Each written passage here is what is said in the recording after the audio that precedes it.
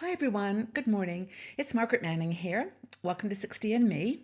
Happy day wherever you are in this amazing world of ours. Hope you're doing great. I am starting off my day this morning with a drink that is going to energize me. It is my Twinings lemon ginger. I actually have a lemon ginger drink quite a bit. This is a tea, of course, but I often put lemon and ginger in a glass. And in fact, I've made a cup of the lemon ginger tea, and I've added some chunks of ginger, which is also very good for you. So I hope you got a cup of tea or coffee, whatever you prefer, and maybe a smoothie or some other delicious drink to energize and get you off to a great start. But thanks for being here. I'm really glad that you showed up, and it's a busy time of the year, so thanks for making time. And I hope that you find this useful. If you've got questions or you've got any topics that you want to talk about that that we think other women in our 60s would be interested in, please drop me a line. We really want this to be your community and your journey. So whatever is important to you, please let us know. Now, this is the time of the year when a lot of us are traveling. And maybe you've got some plans for the holidays that you're going to be off on a plane or a train, or maybe to some exotic location. You're going to treat yourself to a holiday. And I think that it's like the endless journey, isn't it, to find the perfect suitcase, to find the perfect packing list.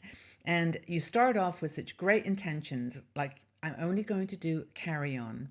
How many times have you said that? And you buy a suitcase that's lightweight and the right dimensions, and then you end up packing and finding, like, I've got three more things I can't fit in there, or it's going to be too heavy. Constant dialogue. But we have a great blogger. Her name's Jane Dempster Smith. Sorry, Jane Dempster Smith, and she and her husband are traveling the world basically, and write really good articles, practical things about how to travel sensibly. And she wrote an article basically called "Traveling the World in Retirement with a Carry-On Plus a Packing List." They also have a backpack, so small backpack, carry-on suitcase each, and a packing list. And this is how they've been traveling for several years. And I think that there's some gems here, some things that we can learn from them. And I've actually tried to apply some of them myself, but I don't know. I just never can seem to get it. I mean, I have the right idea with putting fewer clothes, but the challenge with a lot of airlines is the weight. If you've got a suitcase, I mean, I have a nice roller suitcase, and it's not too heavy. But when I put my, my plugs and my extra things in my what if bag, which I've shared with you all before, and what if this happens or that happens, I just have this stuff, and the bag ends up being too heavy. Anywho, Jane has done it well. Jane and her husband Duncan have done this well, and they've got a few ideas. Now, by definition, she calls herself a minimalist. And I think that's actually almost the mindset that you have to start with, that you don't need as much as you think you do. That feeling of just, I've got to pack this extra pair of something, or I've got to, take things just in case. I don't know about you, but I think just about everywhere I have traveled in the world, I have left something in the hotel room or on the ship with a little note saying, sorry, I didn't need to pack this. Please, donate or share it with the staff, or I leave little notes. And, it's just, that's actually one nice thing to do with things you've got left over, but you didn't need to take them in the first place. So let's talk about just in case. Now, I've actually talked about this before. I have some things I take just in case, and some of them are okay, like extra pair of glasses, or I often have to take medicine, some extra medicine, or an ankle brace. Now, that is something that I actually do have a problem with my ankles sometimes, and they are super hard to find when you're on the road, even in a drugstore. So there are some things it's okay to take, but really ask yourself, could you have purchased that along the way? Is that what if item really a what if? Unless you're going to a place that's very, very remote. Most cities and towns are pretty well equipped, because they have people living in those towns, believe it or not, who use the same things as you do, like shampoo. But unless you have something very specific that you like. So that's it, just in case, or just a waste. Next thing is to find the perfect suitcase. Now, I'm an expert at this. I have at least 10 of them in the storage unit underneath my house, which I have nothing else there, by the way, no other storage, but I do have empty suitcases that I have purchased along the journey. I've got a roller, I've got a four-wheel pull, I've got backpacks, and I yet to have found the perfect one. I do have an Osprey roller case now, which I really do like. I could write down the name of it, but it's an Osprey. It's got super big wheels for pulling. It's carry-on size, and it also, which I actually love, has a little zippered compartment in the back where you can put your laptop. And that to me is super handy when you're going through TSA lines. Anyway, we all have our little quirks, don't we? But anyway, suitcases, find the perfect one, and most of all, make sure that it's the right weight, because I think that can really, really hold you down, hold you back. So they have one bag, one carry-on each, and one backpack. And you can read their articles on. They have a website called To Travel To, like T-O and then Travel To, T-O-O, and see what they come up with. And Jane actually has put together a really comprehensive packing list. And of course, she reminds us to check the airline's maximum size for suitcases, and check the fees and all that kind of stuff before you go, and then build a packing list accordingly.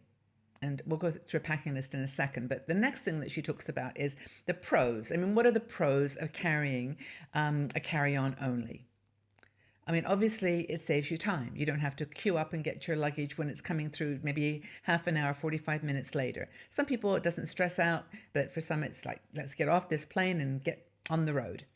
There's no concerns about damaged or lost luggage because you've got it in your little hands, and it's safer. You can actually, travel fairly well in a small suitcase, and you don't need those TSA locks so that they open them and search through your stuff. It's this privacy aspect to it.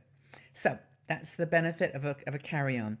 The cons of traveling with a carry-on are that, you have to go through the security checks. You have to put this locks on that the TSA can open so they can check your luggage.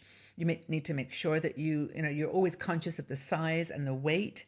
Can't take scissors on board, little scissors or knitting needles are another thing. I've been stopped with those sometimes. So there's some cons of traveling with a carry-on. You find yourself at the end wishing, oh my gosh, I just wished I brought a roller and checked it. How many times have you said that?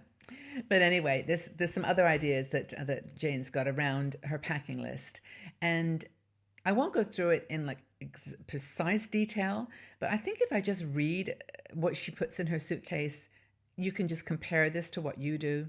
So, 2 black leggings, 2 trousers, 1 pair of shorts.